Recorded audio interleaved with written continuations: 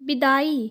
पिता, बेटी नहीं, अपने कलेजे का टुकड़ा सौंप रहा हूँ दामाद जी। पिता हाथ जोड़ते हुए, बेटी के रूप मैंने अपने दिल का टुकड़ा सौंपा है दामाद जी, ख्याल रखना मेरी लाडली का।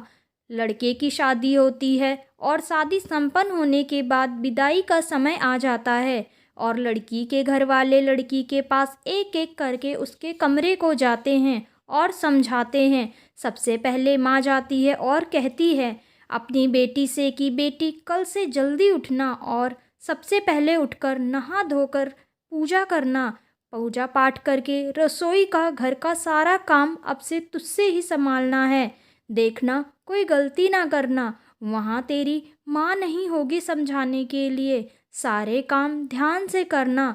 पति को दफ्तर से आने के बाद पानी, फिर कुछ देर बाद खाना और फिर जो वो भी बोले कर देना। सासू माँ की सेवा करना और घर के सभी लोगों का ध्यान रखना।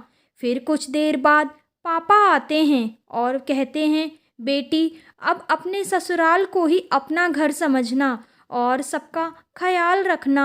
अपने माँ बाप का मान सम्मान को मिटने ना देना।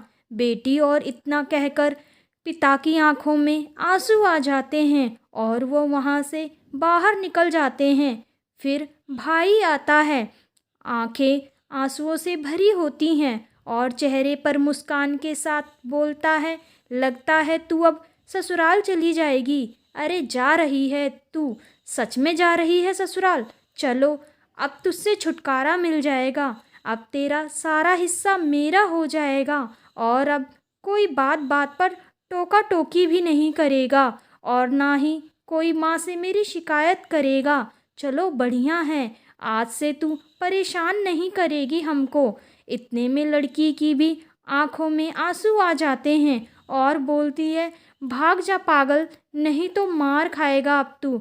और फिर भाई बोलता है अच्छा मेरी तरह ससुराल में किसी को पीटने ना लगना, वहाँ तेरी कोई मार नहीं खाएगा।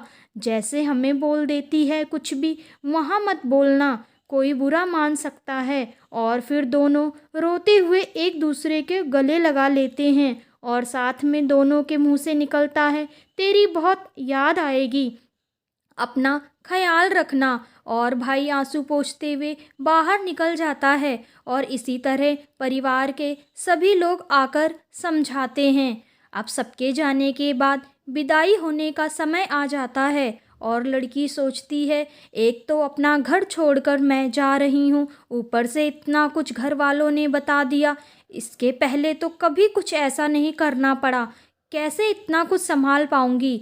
यही सब सोचती रहती है, तमाम तरह के मन में ख्याल आते हैं और फिर विदाई करके घर वाले लड़की को विदा कर देते हैं। यहाँ तो माँ बाप को इतनी फिक्र होती है, इतना कुछ कैसे संभालेगी मेरी बेटी, हमेशा से खुले ख्यालातों वाली है मेरी बेटी। अब किसी की पत्नी और अब किसी की बहू तो किसी की जेठानी तो किसी की भाभी बन गई है। देखो क्या होता है अब ससुराल में जाकर। लड़की अलार्म लगाती है और दूसरे दिन सुबह उठकर जैसा उसकी माँ ने बताया होता है ठीक वैसा करती है और फिर सबके लिए खाना बनाती है। और कहते हैं ससुराल में पहली रसोई बहू कुछ मीठा बनाकर शुरू करती है तो उसने सबके लिए खीर बनाई और खीर में चीनी कम रह गई, बाकी खीर बहुत अच्छी बनी थी। अब बनाने के बाद खीर सबके लिए निकालती है और सब तो खा लेते हैं, कुछ नहीं बोलते। फिर सास जाकर बेटा और पति बैठा होता है तो जाकर बोलने लग जाती है घर वालों ने कुछ सिखाया नहीं है, चीनी देखो कैसे डाली थी, लग रहा था खीर नहीं चावल खा रहे हों। और सबसे आखिरी में बहू को खाने का रिवाज है, पहले तो चख भी नहीं सकती थी, अब तो खाकर देखती है तो सोचती है चीनी तो काफ़ी कम डली है। देखो मैं सोच ही रही थी कोई गड़बड़ ना हो जाए और गड़बड़ हो ही गई। लेकिन कितने अच्छे हैं सभी लोग, हमसे कुछ कहे भी नहीं। और फिर सोचती है चलो दूसरे दिन कोई गड़बड़ नहीं होने देंगे। लड़की की माँ बाप का फ़ोन आता है और पूछते हैं बेटी सब अच्छे से कर लिया, कोई गड़बड़ तो नहीं की? और वो बोलती है, इतना सोचे थे, फिर भी खीर में चीनी बहुत कम रह गई थी, लेकिन आप लोग परेशान ना हो, कल से कोई गड़बड़ नहीं होगी। यहाँ के लोग बहुत अच्छे हैं, किसी ने कुछ नहीं बोला। और फिर रात में पति आता है रूम में और बोलता है, कैसी खीर बनाई थी? मम्मी क्या सोच रही होंगी, कितनी फीकी थी, कल से ध्यान देकर बनाना। इसी तरह वो लड़की घर के सभी कामकाज सीख जाती है। कल को सारा दिन मस्ती करने वाली लड़की अब एक पत्नी और बहू और भाभी बन जाती है। कुछ दिनों बाद उसके घर वाले आते हैं और उसको देखते हैं, इतना ज़्यादा अंतर पहले और अब में। कहीं कोई बुला रहा है, भाभी मेरा ये सामान कहाँ रखा है? और पति बोलता है, अरे नाश्ता लग गया क्या? दफ्तर के लिए लेट हो रहा हूँ। सासू माँ बोलती हैं, बहू जल्दी से टेबल साफ करके सबका नाश्ता लगाओ, माँ पापा आए हैं, ध्यान नहीं दे रही। और तुम्हारे ससुर जी को भी निकलना है। वो जल्दी जल्दी सारे काम करती है और सबको नाश्ता करवा कर सारा घर साफ करती है, बर्तन धुलती है, फिर खाना बनाती है। ऐसे ही पूरा दिन उसका घर के काम काज में बीत जाता है और कोई जरा भी सराहना नहीं करता। ये सब देख माँ बाप के आंखों में आंसू आ जाते हैं। और फिर जब वो सारे काम कर लेती है तो माँ बाप के पास बैठती है। माँ कहती है, कोई दुख तो नहीं है, किसी चीज़ की कमी तो नहीं बेटा, हमें बिना झिझके बता देना अगर कोई कमी हो तो। हमारे घर से गई है तू, हमारे दिलों से नहीं बेटा।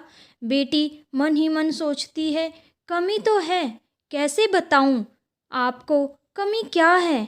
माँ की कमी है, पापा के दुलार की कमी है, छोटू के मस्ती की कमी है। फिर माँ झटके से पूछती है, कहाँ खो गई बेटा?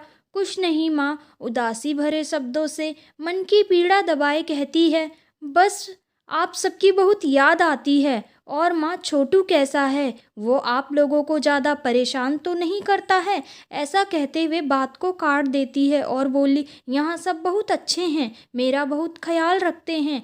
ऐसा बोल दी ताकि उसके माँ बाप परेशान ना हो। और माँ बाप कहते हैं, बेटी ऐसे ही खुश रहे तू और अपना ख्याल रखना। अच्छा हम लोग चलते हैं अब।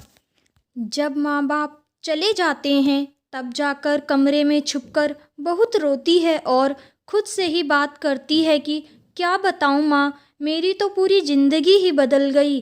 कभी खुद के लिए समय नहीं निकाल पाती, सारा दिन ऐसे ही निकल जाता है। और फिर सास आती है और बेटे से कहती है, माँ बाप आए थे, पता नहीं क्या पट्टी पढ़ाकर चले गए होंगे। ससुराल में सांस तक चैन से लेने की फुर्सत नहीं होती, शायद इसीलिए इसे ससुराल कहते हैं। आपको ये वीडियो अच्छी लगती है तो मेरे चैनल को प्लीज़ सब्सक्राइब, शेयर और बेल आइकन प्रेस करना ना भूलें।